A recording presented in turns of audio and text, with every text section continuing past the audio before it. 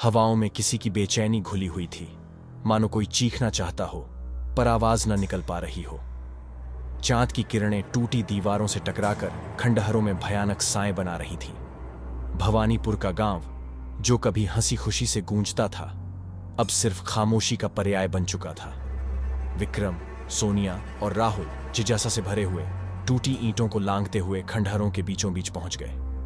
उनके कदमों की आवाज खौफनाक सन्नाटे को चीर रही थी।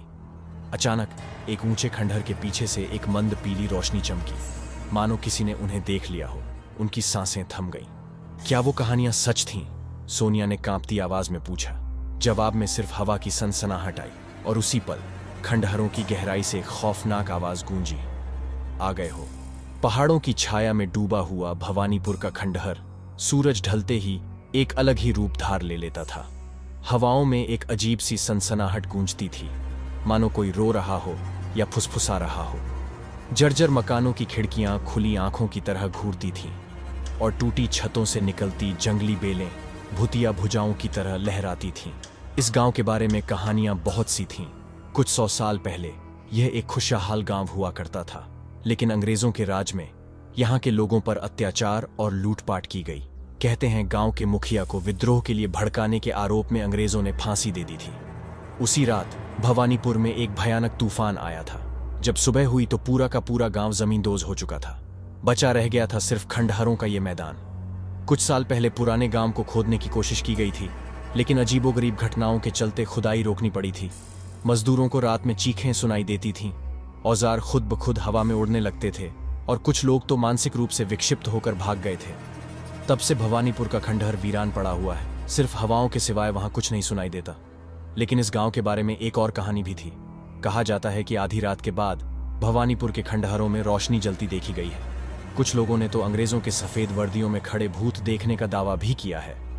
आप यकीन करें या ना करें, ये कहानियां गांवों में आज भी सुनाई देती हैं। और इसी कहानी के पीछे चलने का फैसला किया है विक्रम और उसके दोस्तों ने। विक्रम और उसके दोस्त राहुल और सोनिया रोमांच के दीवाने थे। उन्हें भूतों और आत्माओं से जुड़ी कहानियां इकट्ठी करना और उनकी सच्चाई का पता लगाना अच्छा लगता था। भवानीपुर के खंडहरों के बारे में सुनकर उनकी जिज्ञासा चरम पर पहुंच गई। आखिरकार वह रोशनी क्या थी? क्या वाकई अंग्रेजों के भूत वहां घूमते थे? पूरे हफ्ते तैयारी करने के बाद एक अमावस्या की रात वे तीनों बाइक पर सवार होकर भवानीपुर की ओर निकल पड़े। रास्ते में सन्नाटा था, सिर्फ उनकी बाइक की आवाज ही गूंज रही थी। गांव के करीब पहुंचते ही हवा में एक अजीब सी ठंडक घुली। पेड़ों की टहनियां आपस में टकराकर खौफनाक आवाजें पैदा कर रही थीं। गांव के बाहरी इलाके में पहुंचकर उन्होंने अपनी बाइकें छिपा दीं और खंडहरों की तरफ पैदल चल पड़े। जमीन पर बिखरे पत्थरों की खुरचाहट उनके कदमों से गूंज रही थी। टूटी दीवारों के पीछे से अंधेरे में कुछ आंखें चमकती हुई नजर आईं, शायद किसी जंगली जानवर की। धीरे धीरे वे खंडहरों के बीचों बीच पहुंच गए। चारों तरफ काली छाया ही छाया था। अचानक सोनिया चीख पड़ी। उसने दूर खड़े एक ऊंचे खंडहर के ऊपर रोशनी देखी थी, एक मंद पीली रोशनी जो हवा में लहरा रही थी। विक्रम, राहुल और सोनिया की चीख अंधेरे में डूबे खंडहरों में खो गई। दिल दहला देने वाली आवाज उनके कानों में गूंजती रही, जिसने उनके होश उड़ा दिए। पल भर में ही घबराहट ने उन्हें जकड़ लिया। बिना कुछ सोचे समझे वे पीछे हटे और भागने लगे। उनके पैरों तले जमीन खिसक रही थी। टूटे पत्थरों से टकराते हुए वे तेजी से जंगल की ओर भागे। पेड़ों की घनी छाया उन्हें कुछ राहत देती थी, लेकिन पीछे से आने वाली आहट उन्हें और भी ज्यादा डरा रही थी। कभी पत्तों की सरसराहट, कभी टहनियों का टूटना। हर आवाज उनके कानों में भयानक लग रही थी। उन्हें लगा जैसे कोई अदृश्य चीज उनका पीछा कर रही है। अचानक सोनिया, जो सबसे पीछे थी, ठिठक गई। उसने रुककर पीछे देखा। दूर अंधेरे में उस ऊंचे खंडहर के पास एक मंद पीली रोशनी फिर से जल उठी थी, लेकिन यह रोशनी स्थिर नहीं थी। हवा के झोंके के साथ साथ इधर उधर डोल रही थी, मानो कोई उसे पकड़ने की कोशिश कर रहा हो। सोनिया सहम गई। वह कुछ बोल नहीं पा रही थी, सिर्फ राहुल और विक्रम को आवाज लगा रही थी, लेकिन डर के मारे उनकी आवाज गले में ही अटक गई। विक्रम और राहुल ने पीछे मुड़कर देखा तो सोनिया को वहीं खड़े पाया। वे रुकने के लिए झिझके, लेकिन सोनिया को अकेले छोड़ना भी उनके लिए मुमकिन नहीं था। सोनिया, भाग!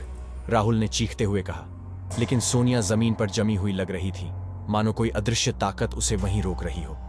उसी वक्त पीली रोशनी तेजी से उनकी तरफ बढ़ने लगी। यह अब सिर्फ एक रोशनी नहीं थी, बल्कि एक आकार लेती हुई दिख रही थी। एक लंबा काला साया जो हवा में तैर रहा था और धीरे धीरे सोनिया के करीब आ रहा था। विक्रम और राहुल की चीखें रात के सन्नाटे को चीर गई। वे सोनिया को बचाने के लिए दौड़े, लेकिन उन्हें लगा जैसे कोई उनके पैरों को जमीन से चिपका रहा हो। वे जितना जोर लगा रहे थे उतना ही धीरे आगे बढ़ पा रहे थे। क्या वो कभी सोनिया तक पहुंच पाएंगे, या फिर भवानीपुर के खंडहर उन्हें हमेशा के लिए निगल लेंगे? ये सवाल उनकी सांसों को इतना तेज कर रहे थे कि उनके गले से कोई आवाज नहीं निकल पा रही थी। अचानक एक तेज रोशनी उनके ऊपर चमकी। चौंक कर उन्होंने ऊपर देखा। उनके ठीक ऊपर पेड़ों की ऊंची टहनियों के बीच से चांद की रोशनी छनकर आ रही थी। चांद की रोशनी पड़ते ही वह काला साया अचानक से गायब हो गया, मानो उसे किसी चीज का डर हो। विक्रम और राहुल हिम्मत जुटाकर सोनिया की तरफ दौड़े। उन्हें लगा सोनिया बेहोश हो गई है। उसके माथे पर ठंडा पानी डालकर वे उसे होश में लाने की कोशिश करने लगे। कुछ देर बाद सोनिया की आंखें खुली। उसकी आंखों में डर का ऐसा तूफान था जिसे देखकर विक्रम और राहुल सिहर उठे। सोनिया ने कांपती आवाज में बताया कि उस काले साये ने उसे छूने की कोशिश की थी, लेकिन चांद की रोशनी पड़ने से पहले ही वह गायब हो गया।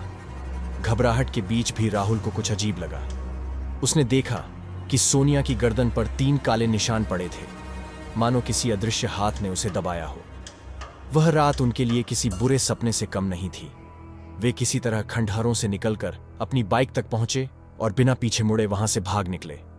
गांव लौटकर उन्हें गांव के बुजुर्गों से बात करने का फैसला किया। शायद उनके पास भवानीपुर के खंडहरों और उस रहस्यमयी रोशनी के बारे में कोई जानकारी हो। बुजुर्गों ने उनकी कहानी सुनकर सिर हिला दिए। उन्होंने बताया कि भवानीपुर में अंग्रेजों के अत्याचारों का साया आज भी मौजूद है। गांव के मुखिया को फांसी देने वाले अंग्रेज सैनिक की आत्मा आज भी वहीं भटकती है। उन्होंने बताया कि कई बार गांव वालों ने भी उस काले साये को देखा है। खासकर अमावस्या की रातों में वह खंडहरों में घूमता है और कभी कभी रोशनी भी नजर आती है, लेकिन चांद की रोशनी पड़ने पर वह गायब हो जाता है।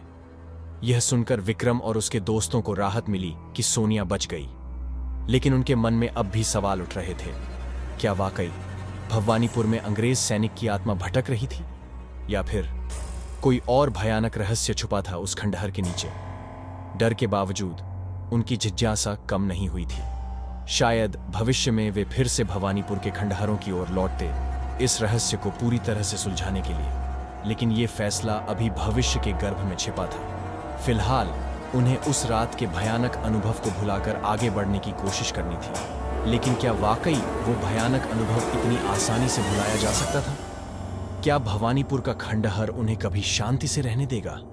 ये सवाल उनके मन में सालते रहेंगे, एक अनसुलझे रहस्य की तरह। गांव के बुजुर्गों की कहानियां उनके दिमाग में गूंज रही थीं। भवानीपुर के खंडहरों में अंग्रेज सैनिक की बेचैन आत्मा चांद की रोशनी से डरती थी, लेकिन सोनिया की गर्दन पर पड़े काले निशान क्या थे? क्या भूतों को भी किसी चीज का डर लग सकता है? विक्रम खिड़की के पास खड़ा हुआ, जहां से उन्होंने रोशनी देखी थी। हवा का एक झोंका आया और टूटी ईंटों को हिला गया। उसने नीचे देखा।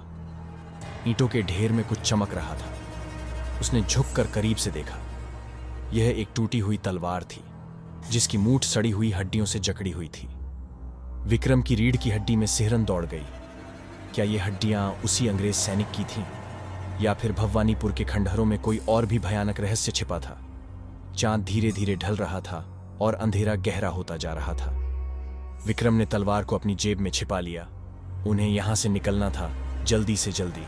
लेकिन तभी उसे लगा कि कोई उसे घूर रहा है। उसने पीछे मुड़कर देखा।